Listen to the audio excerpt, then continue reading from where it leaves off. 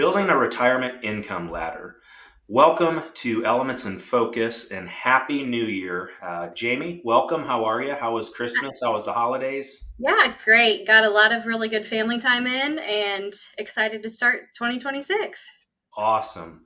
So today we're going to go through our five critical elements like we do every week here on Elements in Focus. Normally, it's myself and one of the advisors, or one of the advisors and another team member, walking through our five critical elements that we find so important to helping people reach and move through their financial journey.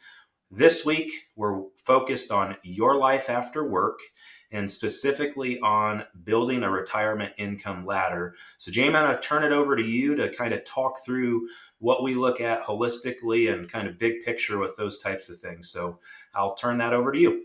Okay, yeah. So, one of the big themes that we see when we meet with people who are coming up onto retirement, one of the things that plays in their mind pretty regularly is okay, I'm going to have to start living off of this money. I need everything to go very conservative.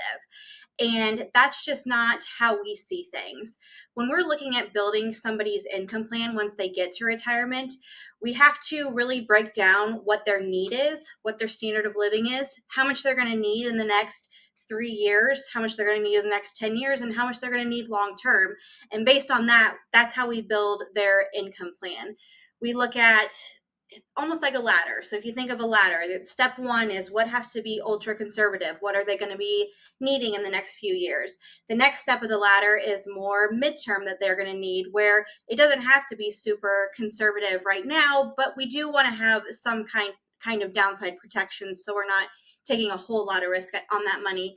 And what is that stair three on the ladder of 10 plus years out? How that money that we look at there, they don't need it. So they can still afford to take some more risk on that money to get the growth in the market, to ride those ups and downs, because they're not going to have to worry about pulling out if the market is down. So when people get to retirement, it's not all of a sudden, okay, flip this switch. We have to go really, really conservative because we're age 60 or 65 or whatever that retirement age may be.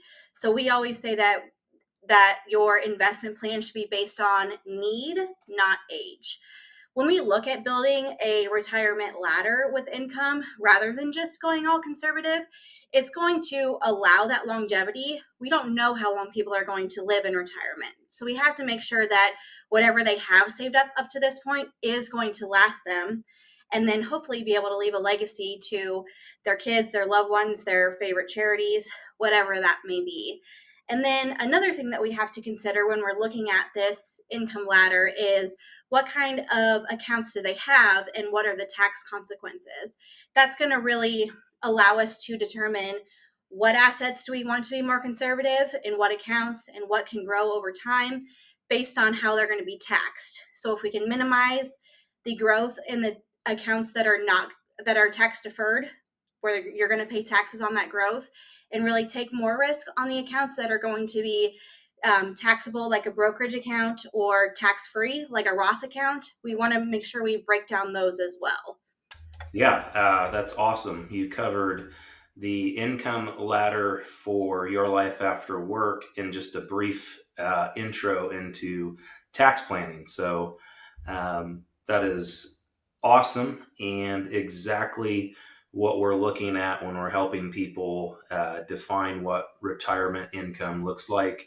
And Yeah, most it's one of those importantly, things you can't look at one thing over the other. They all correct. tie together and work together. So, I may have missed this, but if I didn't, and you already mentioned this, it really boils down right to standard of living, yep. figuring out how we're going to replace that.